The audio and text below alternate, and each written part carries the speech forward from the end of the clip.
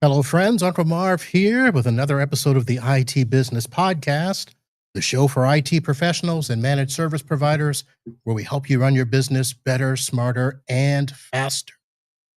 For those of you joining us here for the first time, this is the weekly live show where I come on here every Wednesday night, 8 p.m. Eastern, and we chat with some friends, some MSPs, vendors in the channel, and we have a nice little live discussion. You are welcome to join us in the chat with any questions, comments. We just ask that you don't criticize our attire. That is off limits. My guests tonight, Tim Golden and Shanna Utgard from Compliance Scorecard. They will be visiting with us and hanging out. But I do want to say we are coming down to the wire, folks. It is December, the last month of the year. We have a very, very limited number of shows left. As a matter of fact, there are only going to be 4 live shows that are happening. This is one of them. Next week, we will have one, and that will probably be my last solo show of the year because the week after that is going to be holiday week. And normally I end out the year with a holiday podcast that it turns out to be a party. We have some podcast awards. We will be doing that. But before that, the Tuesday before the holiday show, we are going to be having a non-IT business-like podcast. It is going to be Techies and Trekkies. I'm only going to give you that much as a teaser because we are working on some very interesting guests for that show. That is going to be Tuesday, the 16th at 4 p.m. Eastern. That will be a live show. And then we are going to end up on December 17th, Wednesday night at 8 p.m. as our last show of the year. That is going to be our holiday podcast. It is going to be a very special 90-minute edition. We are going to have guests from the previous year. We're going to have vendors. We're going to have videos. We're going to have pictures. We're going to have laughs. We're actually going to have adult drinks as well. So it is going to be a very lively show. Now, I want to draw your attention to the website. And in case you all don't know where it is, the itbusinesspodcast.com website is where you're going to want to go because it is live already. Up at the top right-hand corner, you'll see it there, the 2025 Podcast Awards. The voting is open. So you will be able to go there. Of course, I'm going to ask for your name, email, and some demographic stuff. But we have gone above and beyond this year, and we have selected all of the trendy, all of the popular, all of the social media enriched content. I have AI generated the favorites for all of the podcast awards this year. Best guest, best episode, best vendor swag. Those are the 3 categories that you have been voting on for the last year. Actually, the last 5 years that we've done this. We are adding a 4th category this year, and it is going to be a very special selection committee only. And it is going to be one for best booth etiquette. So there will be a 4th mug given out this year. But I encourage you that while you're, I don't know, if you've got 2 screens up and you want to do it now, yes, you can go over there. But please stay with the show. It's going to be fantastic. Or after the show, you have until 11:59 p.m. on Tuesday, the 16th, to vote. And again, you'll be voting for all of those categories. And of course, I'll ask you for a couple of things about the show, things you liked, things you didn't like. Tell me all the good, the bad, the ugly, all of that stuff. But voting is open for the 2025 Podcast Awards. So be looking forward to that. I want to say thank you to everybody. It looks like we have a plethora of people watching on all of the social media platforms. Again, we are streaming live on YouTube, LinkedIn, and the Facebook. I see some familiar faces in there. Bill Campbell got a nice little holla shout out there. Tim, thank you for saying hello there. Let's see here. Oh, Mr. Stoic. No, AI did not create that website for me. I slaved on that website myself. I just couldn't figure out how to get my logo and stuff up there, but it is what it is. So that is that. So let's go ahead and get started with tonight's show. I have folks with me from Compliance Scorecard, and I think I have something in my ear here. Nope, that is nothing I have to pay attention to. So tonight, and I don't have my glasses, so we're going to struggle with the read. Compliance Scorecard is a SaaS governance and compliance platform founded by former MSP leader Tim Golden to help managed service providers operationalize compliance as a service at scale. The platform focuses on policy management, risk and scap, rip, law, risk and gap assessments, evidence tracking, and reporting so MSPs can standardize how they deliver compliance outcomes to clients while generating recurring revenue and reducing manual effort. So let me first bring to the stage Mr. Tim Golden. Tim, how are you? Hello, Uncle Marv. And oh my gosh, do you want a job? Because the way that you just presented our is amazing. Thank you so much for that warm welcome. So excited to be back here again. So excited to have good friend Shanna with us. Yes. Yeah. And so thank you so much for that warm welcome. I think you said it far better than I could. Well, I had a little that I did have AI help with. So that was a thing. That's what I came back with? It did a pretty good job. Yes. I see you're in the holiday spirit. You got your little, is that your version of a Yuletide log sitting off to the side there? It is. It's actually a pair of Bluetooth speakers that are supposed to go on a tiki torch outside. It's a tiki torch. But I was like, you know what? It's a little festive for my Yuletide log. And, checkers over there getting warm by the fire. Yes. It is December, right? It is December. Yep. All right. And I'm just checking the chat here because it looks like we have somebody being a Yahoo. I don't know if he's just being funny or if we need to boot him, but we'll see. Somebody being not fun? I don't know. I mean, who's going to come here and ask me about my favorite NBA team and then ask, what the heck is this? Well, those are YouTube folks. I guess you get that. It's not the what is it? The MSP Sports Guys? Is that the Facebook group that Scully created? Oh yeah, I know that. Yeah, that's funny. Who knows? Who knows? Who knows? Yeah. But welcome to the wonderful world of live streaming. And yes. I think you had the disclaimer in the beginning. So whatever, here we are. Yeah, it's the disclaimer. This is my show. Opinions expressed here are my own, and the guests are their own. And live with it. Wait, Marvin, you're supposed to tell me what my opinion is supposed to be. So that's going to be on my MSP political show that'll be coming out in 2026. Okay. Perfect. We'll vote on that episode too. Yeah. By the way, for those listening, I did drop the link in chat for you to go vote on the episode. I don't even know who is in there, but hey, head on over to Marv's website. He did an amazing job building that all by himself with no AI, Brian, right? Mr. Stoic.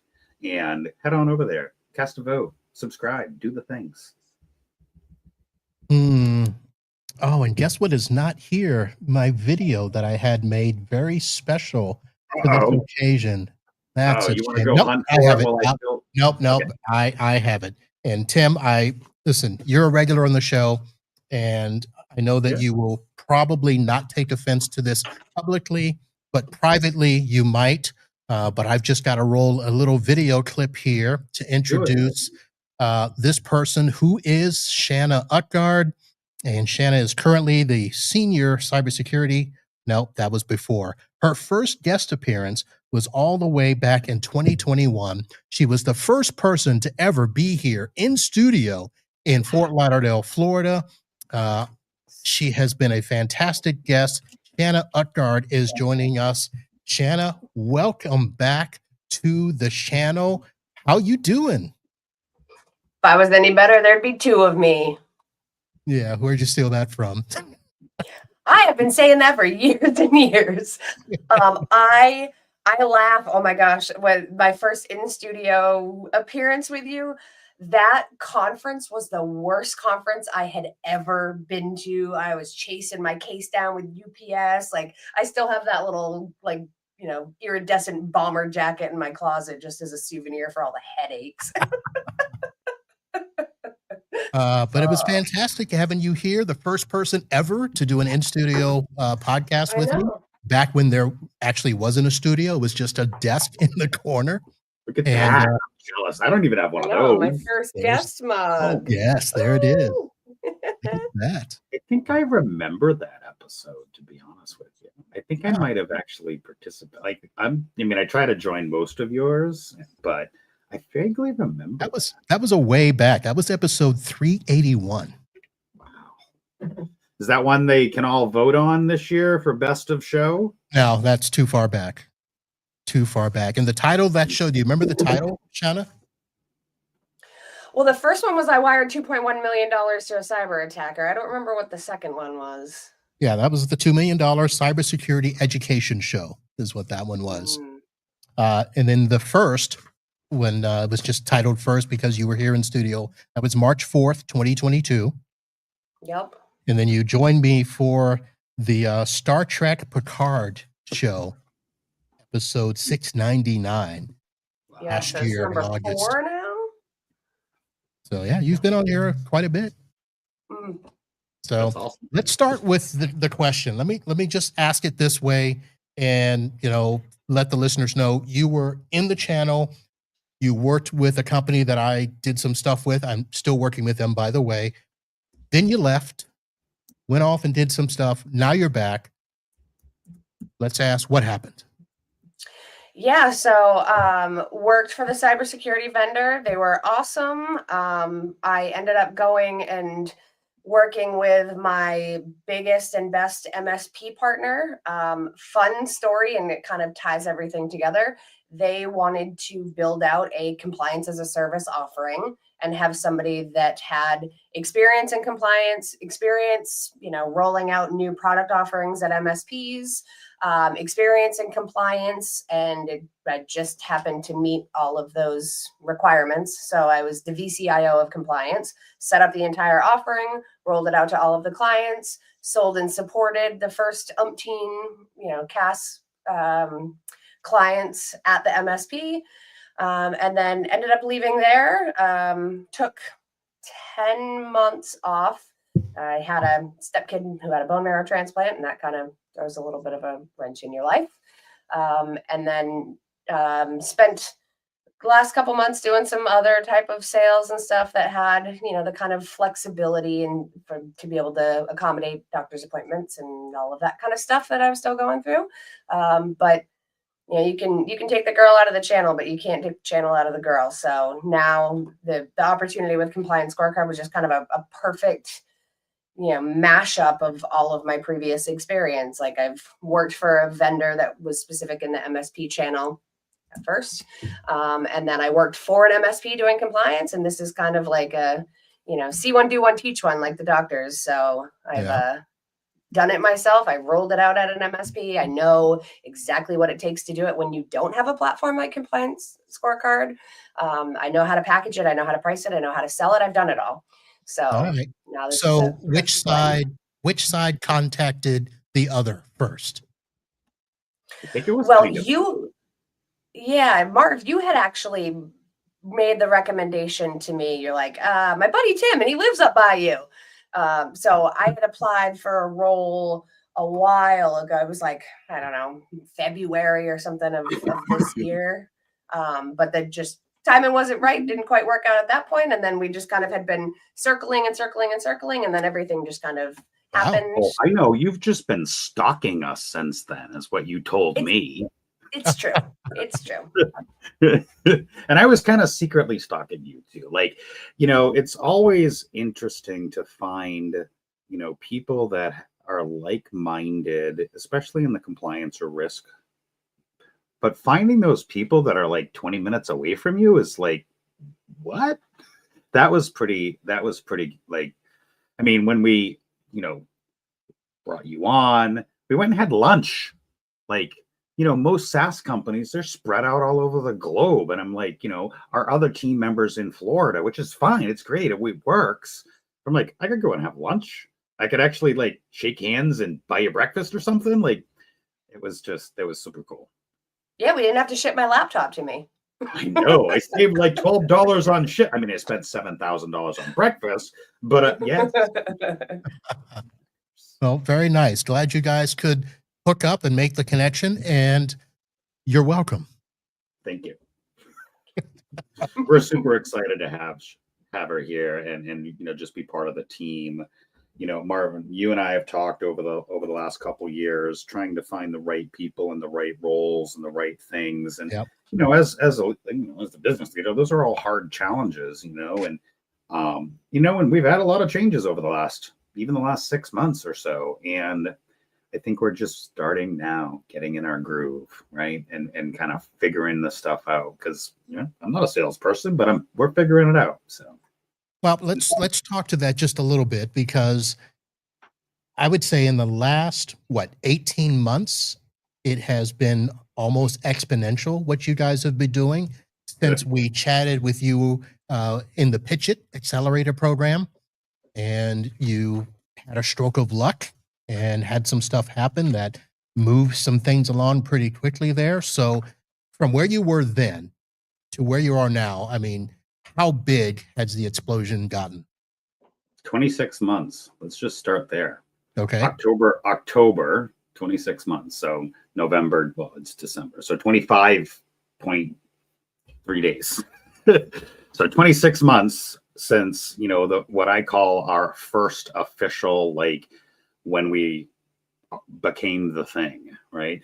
The January to October, I mean, yeah, that beginning part, I use the October date because that's when Arnie invested in us. And that's where like my starting line.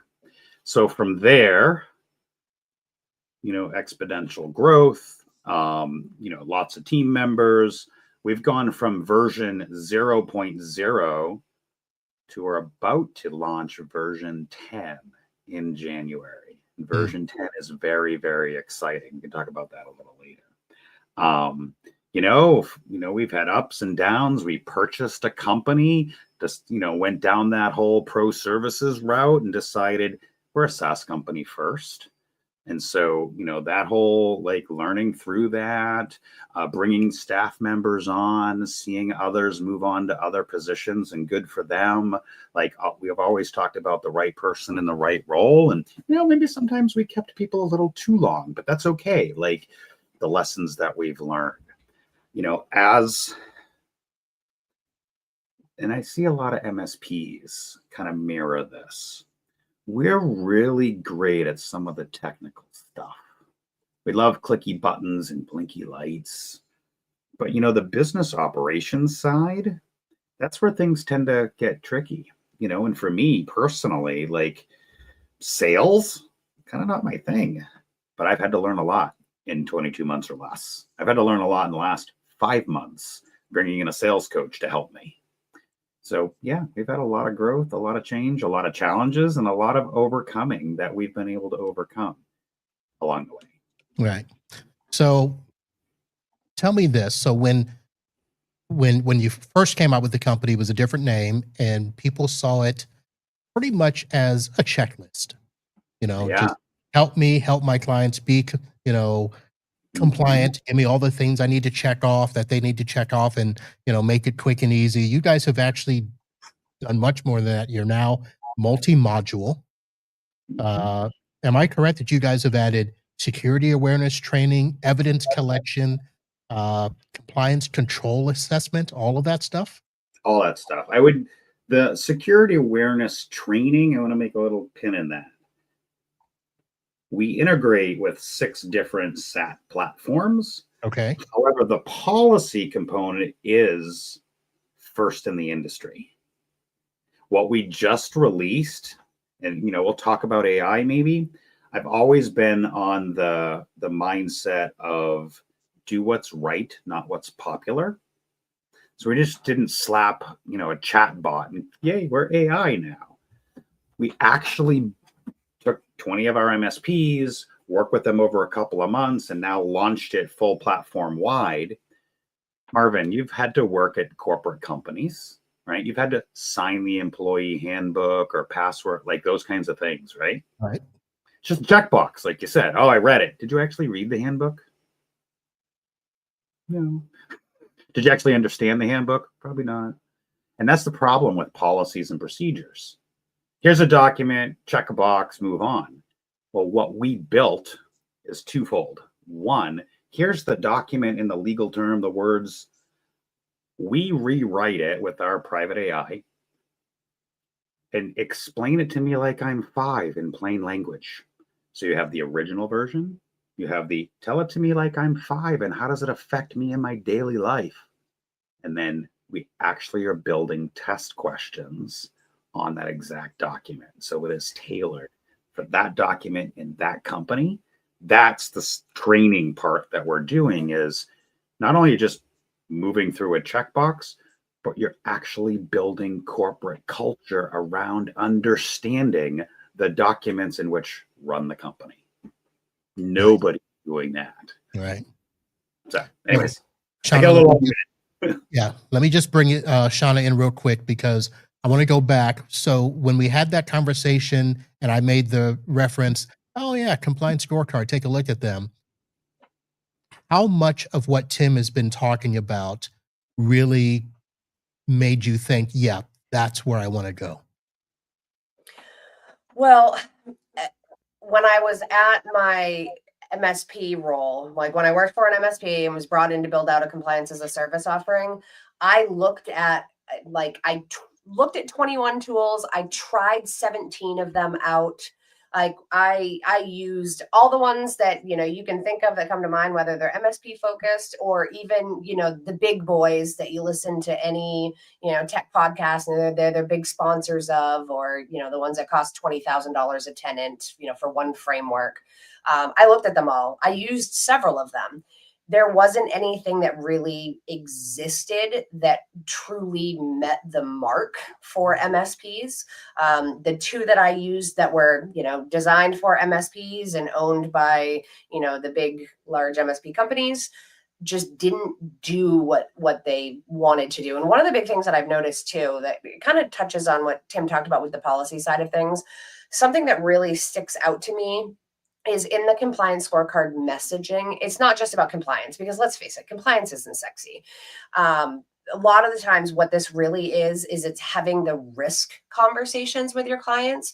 And it's no different than I kind of look at it as a parallel track of how I entered the cybersecurity arena. It was like right before that wave really crested and everybody went, oh, my clients are asking about this. I need this. We were like a little bit kind of ahead of that. So it was pulling teeth to get them to figure out how to sell it, how to package it, how to position it to their clients, how to get them interested, and getting out of that, like, well, you're my tech guy, you do it for me, into, well, what do you mean I need this? And why do I need this? And why is this important? And a lot of the times having that risk conversation with their clients, it ends up, or cybersecurity conversation or whatever it is, it's kind of that like technical back and forth. The client pushes back. They don't see the impact. They don't see the need. But the funny thing is that like both of those situations, it's kind of rarely a tech issue. It's the clients don't really feel the risk or understand why it's so important. And then nothing changes. The MSP stays stuck in that IT fix-it team instead of being viewed as the strategic partner to their clients.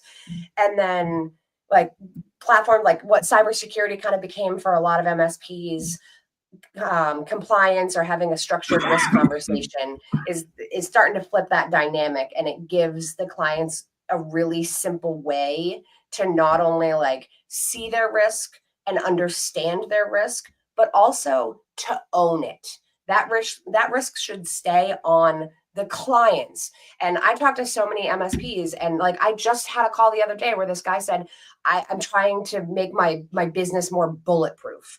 So that conversation has to finally shift from why do I need this to how fast can I address this, and having them behind the wheel of making those kinds of decisions and documenting it. I also have law in my background, so I look at this kind of stuff. I think, Marv, we've even talked about this before, of that kind of like, liability side of things. And I hear it from MSPs all the time, is they're just kind of looking for a little bit of that like CYA factor. Compliance Scorecard gives this like documented, structured, scalable, repeatable format to be able to have those risk conversations. Document your clients' decisions. So if they say, oh, I'm not worried about that, or I don't want to spend the money for that, you have a record of it. So if anything ever goes sideways, you have an ability to go back to them and say, oh yeah, we talked about this, and you made it. We talked about the risks. We went through, this was required under this framework, or it's just a general best practice, or your cyber insurance needs it, whatever's driving it behind the scenes. Mm-hmm. You decided that it wasn't important, or you were going to, push it off until, Thursday of next year, or you don't want to spend the money on it. And you've got that documentation to also further protect yourself, because at the end of the day, it's your client's risk. It's not your risk. Right. So listening to both of you, great comments, great discussion. I want to ask this question, and either of you can answer, but we have been talking about cybersecurity for what, 10 years now, well before COVID, well before AI, became the pretty child on the block and stuff. MSPs are still struggling with compliance, and we haven't really been able to figure out where the real failure point is. Because here's the thing, MSPs don't want to tell clients, this is your problem, because the client's going to be like, no, that's why we hired you. And yes, Compliance Scorecard seems to make it easier to do that, but how do we, what is the real struggle that we're going through in this era? So I'll let Shanna chime in after me, because I really want to hear what she has to say. But I'll say this: when we started doing this, I started this crap in 2006. I've been doing it forever. It's second nature. It's like brushing my teeth. So I'm like, what are you talking about? However, I also recognize, and this is why we started the company, where they are headed. Okay. We talk about CMMC, November 10th. It's in effect. We talk about the new HIPAA rule that's coming out any minute now.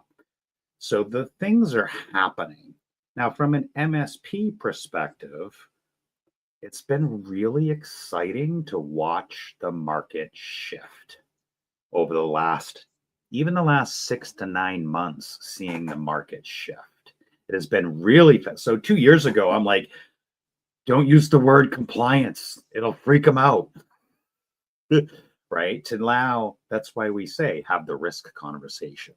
So it's been really fun, scary. I thought the market would be faster, because MSPs are fast, but again, it's not as fast as we'd like, to watch the market shift over the last 22 months, which excites me about the next 12 to 18 to 24 months. Let's face it, it ain't going anywhere. It's here. We used to say compliance is coming. Now we say it's here. And so I've just been excited to watch that market trend and hockey stick on. Like, people are coming to us. Customers asking for CMM. I had one MSP I talked to today. He's got 4 CMMC customers and 1 FedRAMP customer. 7, 8, 9 months ago, you'd barely get an MSP considering CMMC. And one today that's just, new customer today. I have 5 regulated that I have to deal with. Help me. Shanna, I want to hear what you have to say. For me, it's been the market trend over the last couple of months. I think that compliance is kind of cybersecurity's younger sister at this point, because from my vantage point, it's been going through almost the exact same go-to-market hurricane path is kind of really what it's been for MSPs. Compliance was like, oh well, we don't do that. We don't do cybersecurity stuff. We don't. Well, yeah, you do. You know have a firewall that you manage for them. You install antivirus on their computers. So if we rewind all the way back then, yeah, you were already doing cybersecurity stuff for them. You just weren't charging for it. You let it be optional. You know, you were still doing all of that stuff. You just weren't making any money off of it. It wasn't standardized. Compliance is kind of at that same wave beginning to crest. You're already doing all of these things for your clients. The problem is you're doing it in a reactive format where you're not doing anything, and then all of a sudden the client comes to you, spreadsheet, document, assessment, audit, whatever it might be in hand, and they go, help, whether it's something as simple as filling out their cyber insurance application. Do we do these things? Or they've just got someone in the back office like pencil whipping it, or they come to you and they say, help me fill this out. You're already doing this stuff for them. You're already answering the questionnaires. You're already taking them through these kind of assessments. You're already pulling evidence when whoever that third party, because really when you boil compliance down, all it is doing the things that some third party is asking of you and proving that you're doing them. No matter who that third party is, no matter what acronym is behind their name, whether it's cyber insurance or some TMMC or a privacy regulation or whatever it might be, are you doing the things that you're supposed to do and can you prove it? So you're already gathering evidence when the clients are in that frantic scramble and saying, I need documentation that I have this, and so you're already doing it. You're just not doing it in a structured way. You're not doing it in a repeatable or scalable way, and you're not making money off of it. Even if it's just as simple as, a compliance platform to manage, their information for their cyber insurance application. Because what I've seen out in the wild, real exact situation was a client had business email compromise. Their cyber insurance provider was asking them for documentation and proof that multi-factor authentication was enabled on the email account when the threat actor gained the initial access, which was 8 months ago. So the cyber insurance provider wanted proof that multi-factor was enabled 8 months ago. Yeah. So if you have even just a baby, cheap and cheerful compliance offering where you're collecting documentation and evidence, you're making sure that whatever they're saying that they're doing is defensible and provable, that alone is a huge value add to your relationship. And you shift from that, if it breaks, I call you, to that strategic advisor that helps them understand the risks of their business and decide what to do about those risks. Sometimes the decision is, well, we accept that risk. There's not really much we're going to do about it right now. It's not as much of a priority, but being able to take a look at all of them and say, okay, this gets some priority. This we're not worried about. This is handled because we've got some protection with our cyber insurance, whatever those, risk strategies they want to deploy are, you've got that all documented as well. Yeah. Marv, are you hearing some synergies here? Yeah, I am. And she's only been with us, last week was short, so a week and a half, 2 weeks. So yeah, but we've been grooming this process for months now, right? Almost, 10 months that we had that conversation. And I said, look over here, talk to these guys. So I know what I was talking about. So I want to take what you guys just said, turn that into another perspective from the MSP side. But before we do that, I want to make sure that I say thank you to the sponsors, especially coming up to the end of the year. I did not show my mug at the beginning of the show. We are presented by ThreatLocker, and they have been a fantastic sponsor. Zero Trust, Total Control. But let me go ahead and bring up the screen here. And ThreatLocker puts you in the driver's seat with deny by default protection. Only trusted software runs, while ransomware and unknown threats are blocked instantly. Fast allow listing builds your inventory automatically, streaming security for IT teams with fewer alerts and absolutely no guesswork. Be sure to head over to the website, itbusinesspodcast.com/sponsors, and check out all of the other people that have been supporting us. And thank you to the patrons that are giving individual contributions. Thank you very, very much. So with what you guys both said, we've talked about, risk. And one of the things that I've been doing with my customers is coming at it from the standpoint of I'm going to protect myself before the opportunity arises for you to test me. Because that's what a lot of customers will do, where they'll assume you're doing stuff, but you guys never sit down and talk about, are you doing this? Yes, I'm doing this. We're doing this. Oh, are we paying for that? Well, no, because you're not paying for this. All of that stuff. That's one of the things that we need to get to, where we've taken compliance as a necessary evil and tried to figure out how to turn it into a profitable service line for us. But we've seen over the last year and a half where clients are now starting to sue their IT providers because of those discussions. Didn't you And and I have an episode on that not too yeah, long ago? yeah, we did. And I've actually got 2 more locked and loaded that I'm trying to get a bunch of research on, because there's more out there where the arguments are being made on both sides. Well, we presented that to us and you told us no.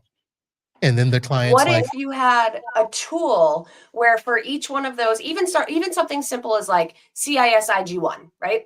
Just some cybersecurity basic hygiene, right? Risk basic hygiene, taking them through those controls. And if there was a little section where you could go through and identify like who's responsible for that. Is that a client responsibility? Is that an MSP responsibility? Is it a shared responsibility? Is it something that's handled by a tool? Like if you could very clearly go through that with a client and identify exactly who is responsible for that and have documentation of that, wouldn't that make standing up to that in some kind of trial a lot more clear and convenient? well, So that's what we've got to do. Mark, you can just We kick already me out. did it. You ready to go? My work She's is got done this? here. All right. We've got some stuff to talk about anyway that doesn't involve you, so you can go whenever you want. I'm kidding. I'm kidding. So No, but that's what we need to start with. I mean, in the fact of, MSPs now need to come at IT support, and we've made jokes about this over the years. Well, you touched it, so if it breaks, you're responsible. And then we're kind of like, no. But, having all these conversations, we try to talk about it in our MSA agreements. We try to cover all this stuff, but then the customer's like, I don't want to pay for that. Like you said, we don't have that much to protect, so I don't want to spend that extra money. But yet, when something happens, they're willing to sue you because the insurance company isn't going to give them their insurance money that they thought was protecting them as well. These are the things that we need to look at here. The word that comes to mind, and it's not my word, a bunch of us keep saying it, is defensibility. That's it. Defensibility. Yeah. How are you helping? But even at a much higher level, you asked about, Henry. Hey, Henry, great. Educated around parents. We'll get to that in a second. So at an even much higher level, back to what you asked about earlier, Marv, which is, we've been talking cybersecurity for 10 years. What about this compliance? Here's the thing. There's sort of 2 sides of the house. There's IT operations. Fix my broken printer, or in my case, throw the freaking printer out. IT operations, install Microsoft, do clicky buttons. But then there's business operations, and then there's cyber operations that, we used to say the CIA triad. That's not this, but we're really good at IT operations. The industry as a whole hasn't figured out how to communicate business operations and cyber operations separately. We and the consumers at large have commoditized pieces of the industry and don't understand there are different segments. Just like in healthcare, you have specialty doctors. And that in you have brain surgeons, foot surgeons, whatever. It's similar in technology. I go to every conference and I ask this question to everybody. Uncle Marv, can you define cybersecurity for me? No. Nobody can. No. That's the problem. Even us professionals, 20 years in, can't. Yeah, everybody has their own definition and their stuff. But let me ask this question, because I think one of the issues that we have is that businesses, companies don't look at IT as somebody that can sit across the table from them. We are considered the same as the HVAC vendor, the plumber. Why are you trying to help me with business operations? We make the money. We tell you to fix our stuff. We're trying to figure out how to get a seat at the table, where we're trying to do VCIO stuff and we're trying to help them guide their business operations. You want us to protect you with business continuity. We need to sit on the other side of that. What is this business that we're trying to help you protect? Let's sit through and have that entire discussion. Whose am I fault right is there? that, do you think? Yeah. I don't know that it's anybody's specific fault, except that these are things that I think have been holdovers from the way we used to do business back in the 70s, in the 80s, in the 90s. IT was that, I said it earlier, that necessary evil.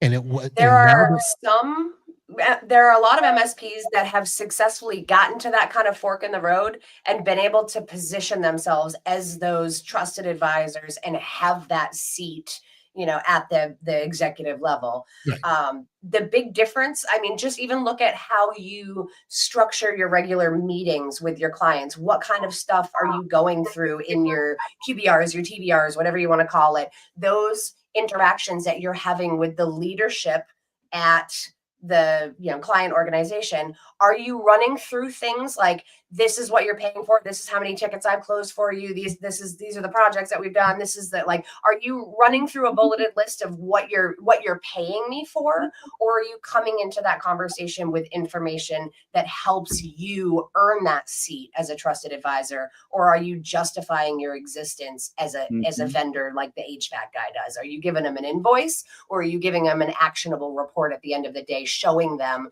the risks to their business and why you're giving them valuable information where you deserve that seat at that table? Well, the HVAC companies have gotten smart, because not only do they give you an invoice, they give you those reports that will say, hey, look, if you were to schedule regular service twice a year, you will save money and not have to replace that unit for an extra 5 years and save money over this. I think that's where we've got to come in and be like, keeping your operations running is going to make you more efficient, make you more money, save you money here. If you let us help you with all those subscriptions, all those things that your employees are doing on the internet that you don't know about. I just talked to a client yesterday where they didn't realize that they were paying for a bunch of Dropbox subscriptions. And the reason we found out is because one of the computers all of a sudden got full because somebody had just downloaded all this stuff. And I'm like, this is why I always ask you to let me come in and look at your whole environment. And they're like, we're going to let you do that from now on. And one of the most valuable exercises that I did when I was at my MSP as a VCIO was to do like threat assessments, tabletop exercises, because in the prep work for that, we would have conversations about, basically uncovering like what are the crown jewels of your organization? Like, what if you couldn't access it, if it stopped working, like what would make you absolutely dead in the water? Like what do you have that makes your business run?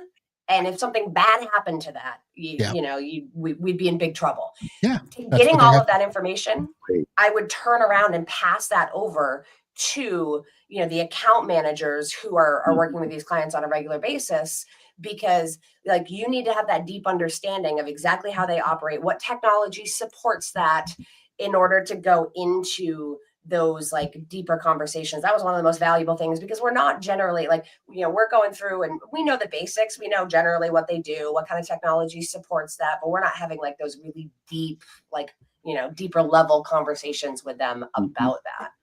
All right, I'm going to play devil's advocate here for a second. You know, and I hear this a lot.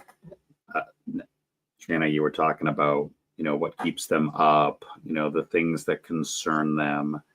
I actually like to shift the conversation instead of what keeps you up, what scares you from falling asleep, to why do you get out of bed in the morning? Why do you make the widget you make? Why do you do the thing you love? See, it flips it to a positive conversation. So instead of asking what scares you, what drives you to do the thing you do and make the widget you make? And then our job as the IT professional is to protect that. Oh, I get up and I make donuts in the morning because my grandfather ate donuts with me growing up. That's amazing. How are you monitoring the temperature in your cooler to make sure your milk doesn't spoil? Oh, I bought this thing off of ChinaBay.com. What?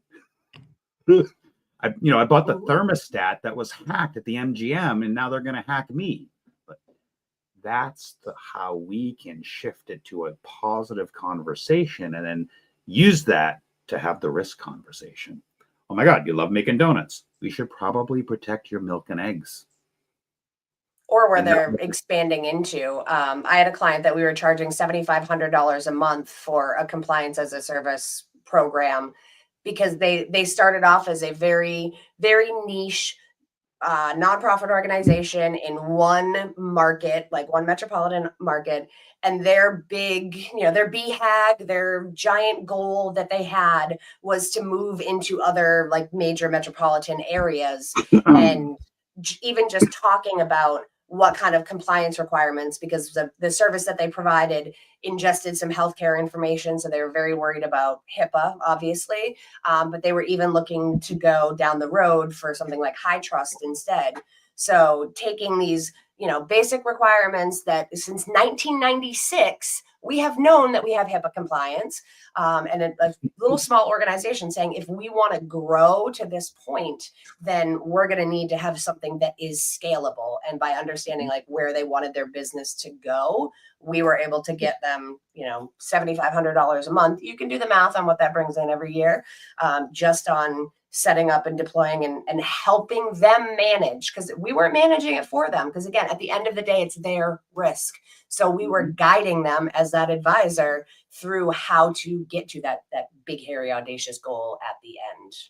Yeah, there was a Reddit post on /compliance, which is one of the ones that we manage. And the title was, I lost a $95,000 deal because I didn't have a SOC 2.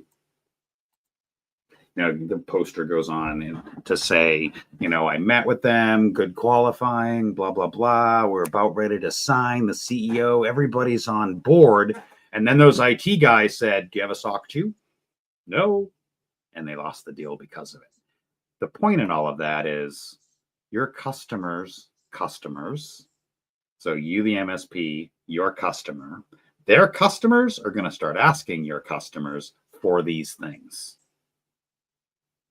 And that's where your customer will blindly sign stuff probably without reading through it, or lose deals because they're not doing basic cyber hygiene.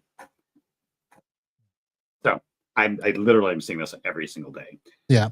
Let me ask this question, because I want to make sure we don't run out of time. I want to ask the question from the standpoint of this. When an MSC or an MSP wants to launch compliance as a service, yep, a lot of us start from a point of ignorance. We've heard all the things we're supposed to do. We've never paid attention. But when it comes time to start that, what are the first 2 to 3 internal changes that we need to make before we even touch a tool? I'm going to let Shanna actually answer that, even though I really chomping at the bit. Say you raised your hand, dude. No, I'm going to let her. Kickstart. And we'll let Tim explain what that is. No product pitch. No. Do you have something before I chime in? I mean, eat the food you cook. Okay. Get your own house in order. Here is, well, yeah, get your house in order. What are the first 2 or 3 things that you as an MSP, as an IT service provider, as the IT guy need to do? Number 1, dedicate a human. Have a body. Have the person accountable, responsible, and empowered to do the work. Have a body. That's the very first thing. But take that person and as leadership, empower them to take ownership. Have a championship, championship. Have a champion, and don't let them bog down by tickets or like give them a day a week. Pay them a day a week to do the work, or 20 days a week, whatever. Have a human. Empower the human to take ownership and responsibility. And don't give them crap for doing the work, even if it takes them way longer. That's the first thing. The second mistake that we see most MSPs make, and I've been doing this for 26 months now, is they look at a control framework and they go 1.1 and they inventory and they run over to their RMM and they run over here and they run over there and they're like, and they run down a rabbit hole of trying to fix the thing first. No, there are 2 roles in a compliance as a service offering. Implementer, go click buttons, go install stuff, do blinky lights, highly important to do work. But the one that's most beneficial to you and your customer is that trusted advisor, right? Shanna, you use that word. To say, we are your trusted advisor, we are the facilitator. Our job is to help find stuff and help you make informed decisions. Anything you want to fix, implementer, project work. That's the 2 components. So number 1, have a human and allow that human to be the trusted advisor, not clicking buttons. Clicking buttons is project work. And charge for that stuff. That's it. Sorry. Shanna, I know you've only been there a little while, but doing this at that MSP before you came aboard, do you see a difference now, or do you have a concrete example of how documentation, or should I say policy documentation and evidence tracking has saved either that MSP that you worked for or any other MSP scenario? Excuse me. We worked, so one of the organizations that we worked with had New York DFS regulations that they didn't even know about, because there was like a part of their overall organization did consulting and guidance for people who were trying to like get home loans or financing or that kind of stuff. So they ended up like by a long way around falling under the New York DFS regulations. And they didn't realize it until they got a letter from the Secretary of State saying, hey, we didn't get anything for your annual filing. You're out of compliance. Like, this needs to happen immediately, right now. So that was one of those like kind of scramble type moments. But they had a lot on the line, a lot of fines that was like, you know, risks to them, obviously. Situations where like it was already in place and it was helpful. Those were kind of a little bit more of like baby compliance type stuff where we were collecting and gathering evidence and requirements for cyber insurance. That way, you know, when they had claims and they had incidents, all the documentation and everything was already available and we could just go in and be able to pull that. Trying to think of other examples. I'm sure some of them might come to me. Well, while you're doing that, Tim, isn't one of the problems we have is that we don't know where to keep all that documentation, all that logging?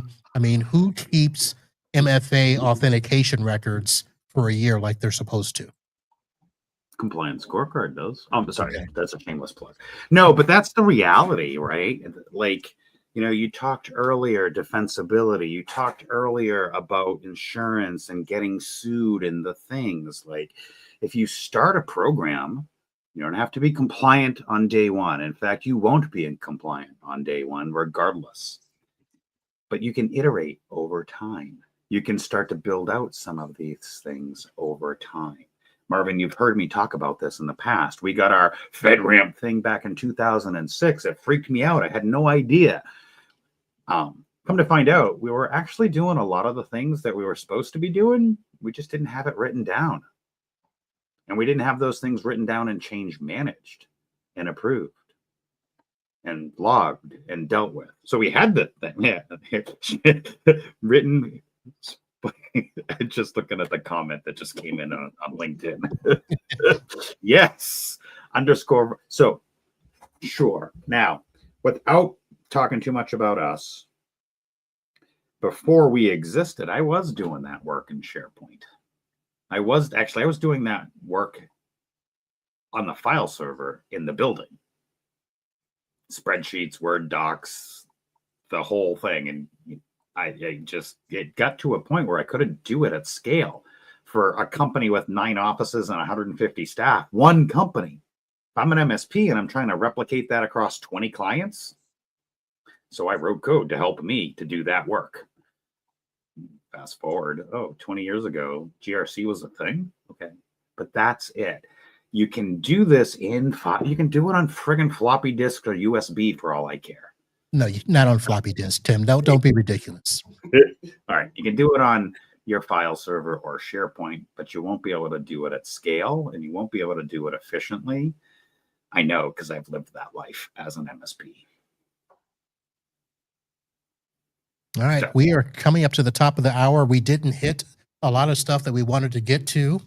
Let's go ahead and end with this. I'm going to do a question each. Tim, I'm going to start with you. Tell us the top new product, feature, service that people should know about Compliance Scorecard. Oh, our AI, our true AI, not some marketing baloney fluff. What we're about to launch here come January, tying in all these little components with, I don't want to give too much away, but what we're building in the large language model, the machine learning, and the AI components is going to blow your doors off. All right. And Shanna, who did your hair? I did my hair. No, serious question. Now that you're back on this side of the channel, I'm sure you and Tim have sat and talked about where you see yourself, where you see things going. What do you see that is bright in the future for both you, Compliance Scorecard, and compliance as a whole?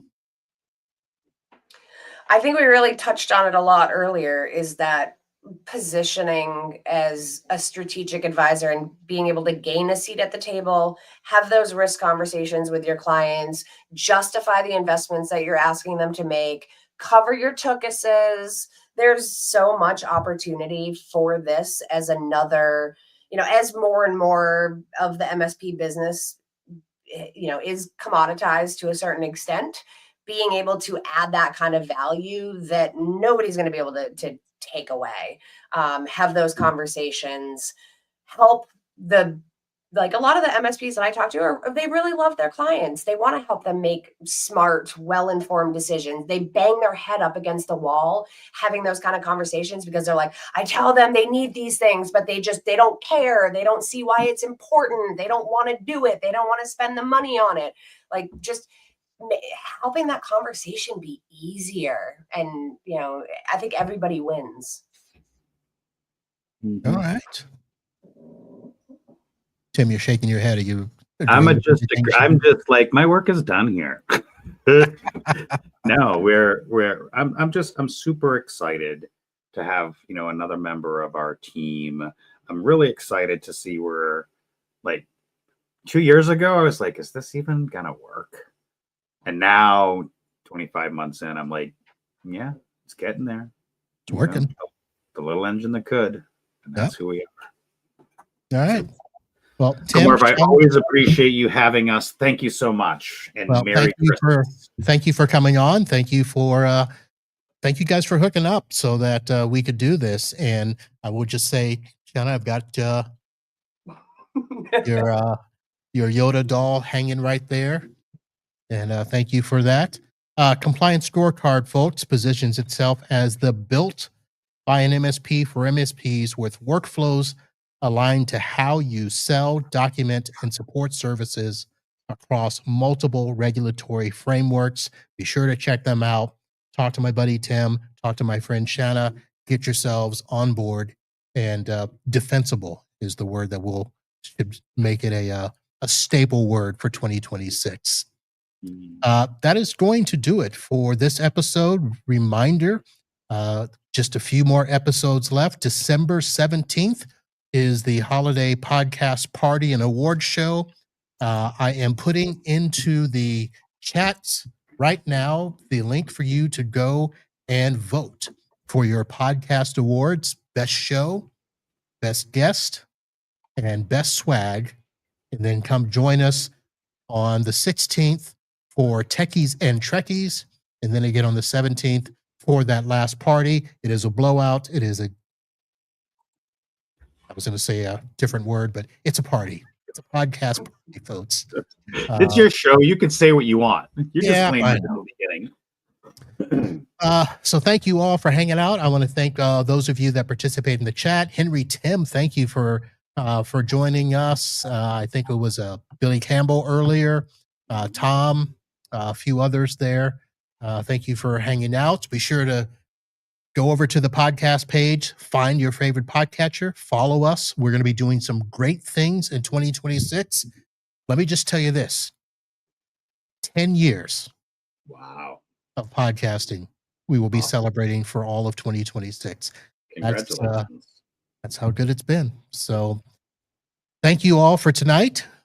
Tim, Shanna, look forward to the next one after stuff launches in January. Love it. Thank you so much for having us. A Merry Christmas to you and your family. All right. Folks, we're going to say goodnight here. Until next time, holla.